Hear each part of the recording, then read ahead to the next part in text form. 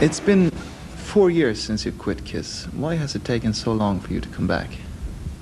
Many times I've answered that question in the past year. A lot of different reasons, you know. I originally started the group in '85, and we did some shows, and you know, we were going to go on the Bronze label. They went bankrupt, you know, so on and so forth. You know, I had some personal problems that I had to take care of, you know.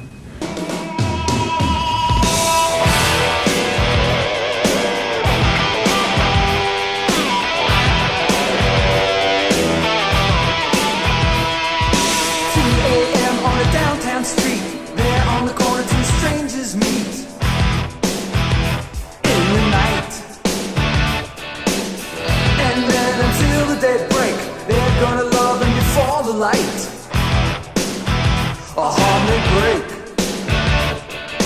There in the night, look in the alleys along the road, it's there the losers stand. They're in the ring, they bide their time, hustling what they can.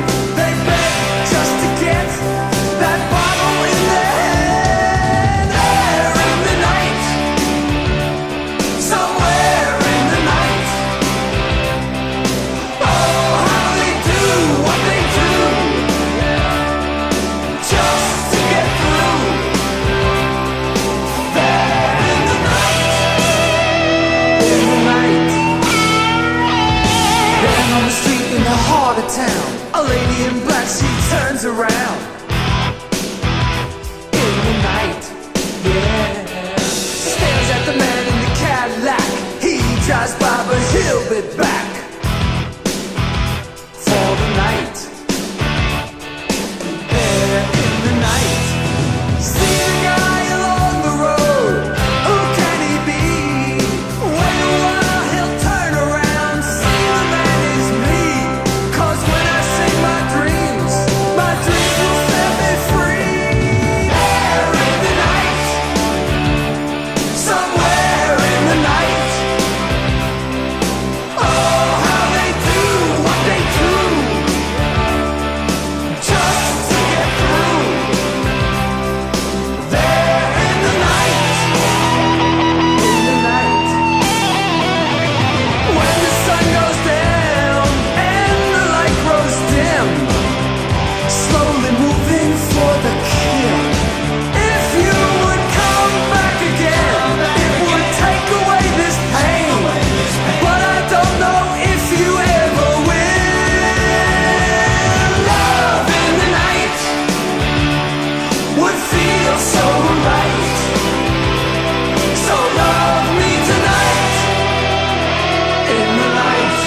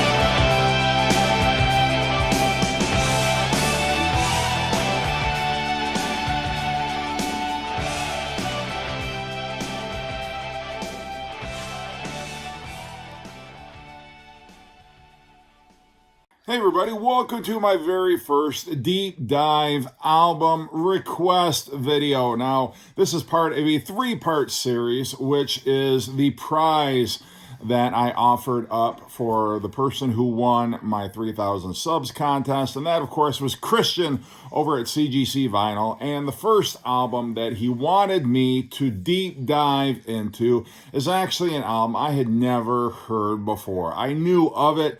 I'd never heard this album before. The album I'm talking about is Ace Frehley's second studio album, Frehley's Comet. Now, I always thought Frehley's Comet was the name of the band, and I guess for his third solo album, it became the name of the band, but I believe, strictly speaking, this is the album Frehley's Comet by Ace Frehley. Now, you know Ace Frehley. Ace Frehley was obviously a member of Kiss. Kiss was a special group. You know, the chemistry between me, Peter, Paul, and Gene, and the collective thought was just something that is hard to describe and to put into words, but when you heard us play, you know it was special. We weren't mainstream.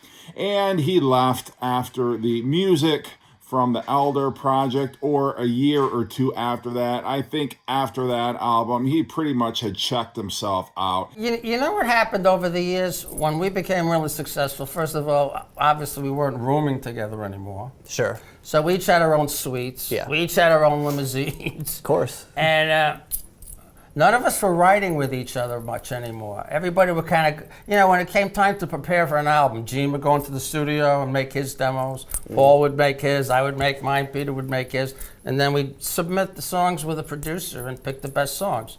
But, you know, like I said, you know, everybody was going their own way. You know, Gene was dating Cher. Yeah, you know, yeah. Paul was with her sister. You know, I was off in the ozone. You know, Peter was playing in his kitty litter, you know? Whatever happened, happened. But we weren't together.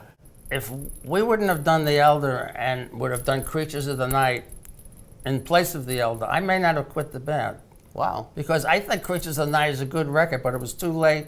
I had, you know, I'm a Taurus. Once I make up my mind, I'm not going back. Yeah. And, you know, I had second thoughts when I heard some of the stuff on Creatures of the Night, but I kind of feel like I already made my bed and I got to lie in it. And, you know, there was I was going through a lot of personal problems, and, you know, I really felt that if I didn't leave the group, I was going to kill myself. Basically, Ace was fuck Gene and Paul and their self-indulgent bullshit projects. I'm going to strike out on my own and play the music that I want to play. So he checked out. He said, see you later. But Kiss, of course, obviously, they continued to pretend as though Ace Frehley was still a part of the band for several albums afterwards. His picture appeared on album artwork, even though he didn't have anything to do with those albums, just because I believe, contractually speaking, Kiss needed to keep as much of the core lineup together as they possibly could. Of course, Peter Criss left after the Unmasked album, officially left after the Unmasked album, so he was out of the picture, and they tried to keep Ace around as long as they could, but Ace was such a free spirit, he could not be convinced to stay in the band. So he left, and he formed a solo band. And he kicked around with the solo band for a couple of years, 84, 85, before they actually got around to recording an album. Now, they'd recorded some demos. There were some songs that they had written around that time. I believe about 5 or 6 actually made their way onto this album. They had a different lead singer who was part of the songwriting for this album. Richie Scarlett was the original guitarist, and I believe he helped co-wrote some of the songs that they were demoing at the time. He left before they actually got around to recording any of them, and so you don't have him on this album. He was replaced by Todd Howarth, who was a member of a band called 707. As a matter of fact, the song Calling to You was actually a song that was originally titled Megaforce when he performed it with the band 707, and he recycled it for this particular album. And Howarth actually handles lead vocals on 3 of these songs. John Regan was recruited to play bass. He had been playing some live shows with Peter Frampton. And you had Anton Fig, who did the drumming on Ace Frehley's first solo album. So yeah, I've never heard this album before. The first time I actually heard it was when I went to do this video. So I'm not going to put a lot of commentary on how do I feel about this particular album. I mean, it's a great album. Obviously, what am I going to say? I'm not a huge hair metal, heavy metal guy. I didn't grow up listening to this kind of music back in the 80s. So all I can tell you is, yeah, it sounds like an 80s heavy metal album. And a good one at that. I'm not going to argue with that point at all, but I think anybody who's watching this video, you're probably a huge fan of Frehley's Comet and also this particular album. The album starts off with Rock Soldiers, which was co-written by Ace Frehley and Chip Taylor. Now, Chip Taylor wrote the song Wild Thing, which was popularly covered by The Trucks. Wild thing, you make my heart sing. And also Angel in the Morning, which has been covered by a number of different artists over the years. Just call me angel of the morning, angel.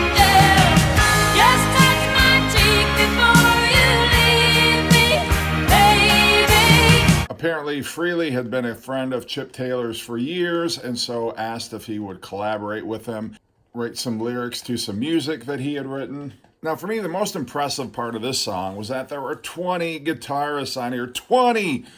Yeah, apparently there was a seminar going on at the Guitar Institute of Technology, and when Ace heard of that, he decided to ask those guitarists to play on this particular track. So basically what you have is this army of guitarists just going to town and shredding. Kind of reminds me of Paul McCartney and Wings on the Back to the Egg album. They had that track Rockestra with a bunch of different famous guitarists playing on it. So it's kind of the same idea, except these guitarists weren't really all that famous, except maybe Tommy Tedesco.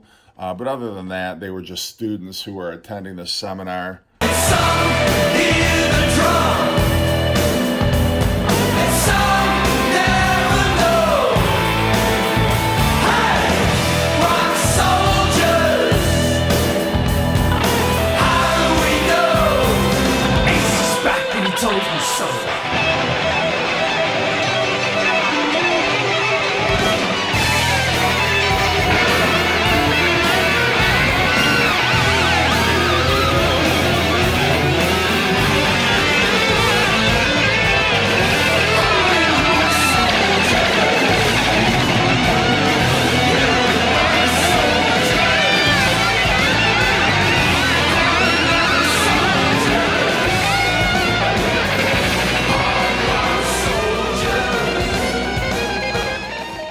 The next track, Breakout, was actually written by Ace Frehley and Eric Carr around the time of the music for the Elder Project. The song obviously didn't end up being used on that record, and Kiss would release it on their Revenge album titled Car Jam 1981. But when Ace Frehley was touring prior to the making of this album, Richie Scarlett wrote a set of lyrics to the instrumental and actually sang on the track when they performed it live in concert, but he did leave the band, and so Todd Howarth takes vocals on this version.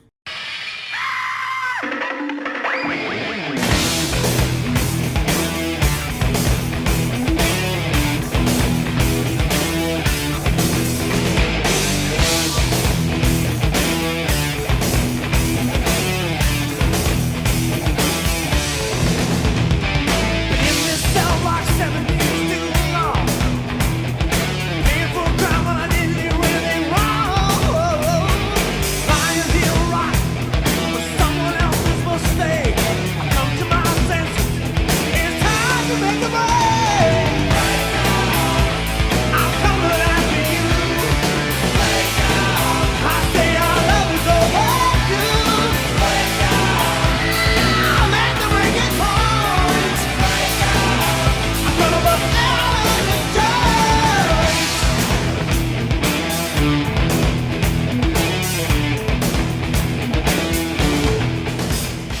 The next track is the single Into the Night. This reached number 27 on the Billboard Mainstream Rock Tracks charts. And this was written by Russ Ballard, who, of course, also wrote Ace Frehley's mega hit New York Groove. So he's going back to Russ Ballard. Russ Ballard recorded this song on his self-titled album from 1984. It's definitely got that Rat, Twisted Sister, Dokken feel to it. So I could see this sitting alongside those tracks on the radio. The next song is Something Moved. This was written by Todd Howarth, also sung by Todd Howarth.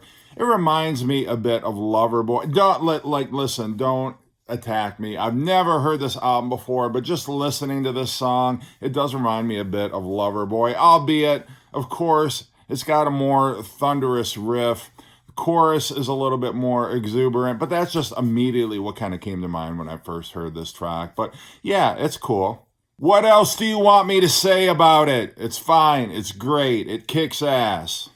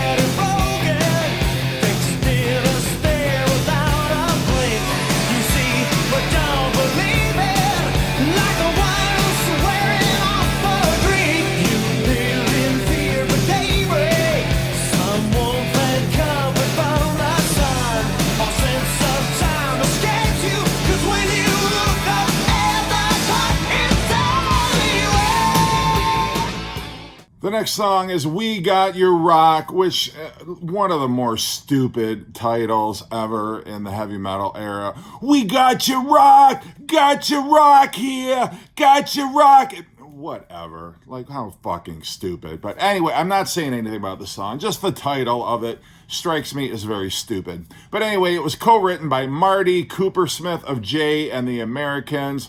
And this is a picture of him right here. And if there were ever a guy who was going to write a song called We Got Your Rock, it would be this guy. I don't know. He's just got like this meathead appearance about him. I don't know. Am I being too mean? Probably I am. But this fucking guy and a stupid title for a song. But anyway, I'm getting off track here. This song was previously recorded in 1985 by ex-Steeler bassist Rick Fox, who had a band called Sin. Never heard that. Of course, I've never heard that song. Probably neither of you. But anyway, it's great. It's slow. It's lumbering. And I gotta say, Ace Frehley gives it a very confident vocal. When you consider the fact he didn't even sing on his early Kiss songs because he didn't have that confidence as a vocalist. Here, he absolutely sounds fantastic. When I see you stare from the front row, girl, with a challenge in your eye. Daring me to knock you out of your seat. And you can't believe that a guy like me could rock you till you're paralyzed and leave you begging for more like a dog in heat. The next song, Love Me Right, was co-written by Ace Frehley and Ira Schickman. And I'm like, who the fuck is Ira Schickman? And I had to look him up because he doesn't have his own Wikipedia page, so how great can he be?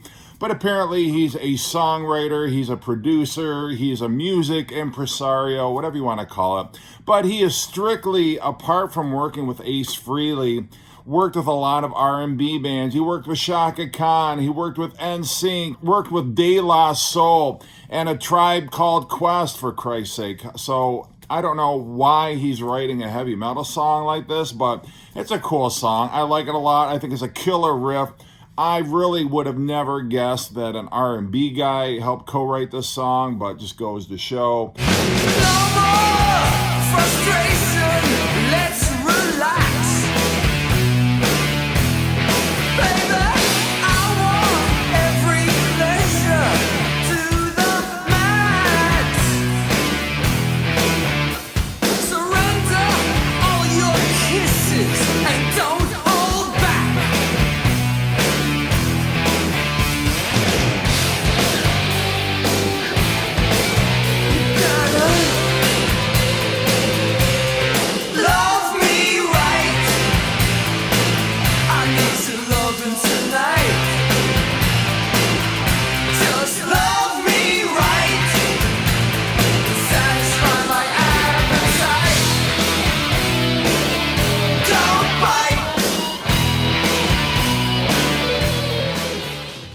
next song, Calling to You, was a song that Todd Howarth had recorded with his previous band, 707. And I guess one of the things that surprised me the most about listening to this album, I didn't expect it to sound so commercial. I'm not saying that in a negative way. I'm just saying a lot of these songs are very accessible. This one in particular, I think, should have been a single. For somebody who's not a huge heavy metal fan, this seems very accessible. I really enjoyed this song.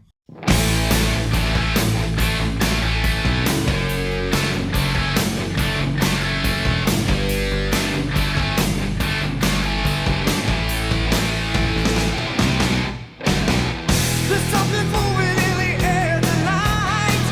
Something moving at the speed of light, and it's calling, calling, calling to you. I got a feeling running through my veins. We may never get the chance again, and it's calling, calling, calling to you. Yeah. The next song is the Ace Frehley composition, Dolls, and I gotta tell you, of all the songs on this album, this one I do not care for. There's something a little off-putting about the vocal. Lyrically, it seems to be about some kind of harem that Ace Frehley is enjoying, where the women just wait on him hand and foot and otherwise. I don't know, it's kind of got the sing-songy quality to the vocal that I just don't like. When I wake, they're always there, waiting just to freely. I just do not connect with this song. So if I had to pick my least favorite one on the album, it would be Dolls, hands down.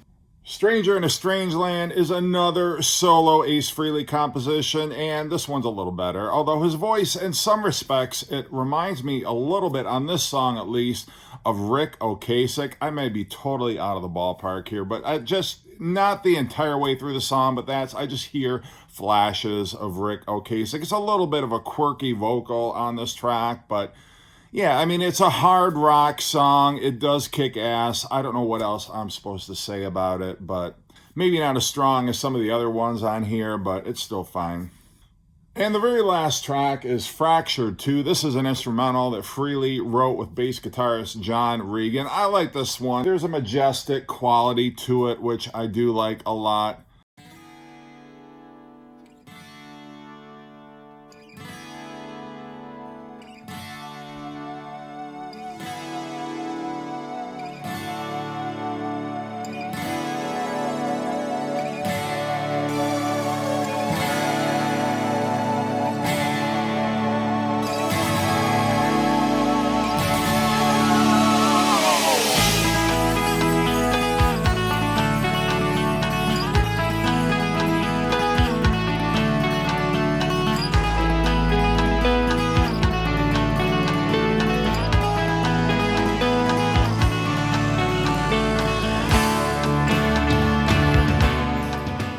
So yeah, as instrumentals go, I really like this one. I think it's a cool way to close out the album. And yeah, I like this album more than I guess I expected to. Not that I thought I would hate it, but I don't know.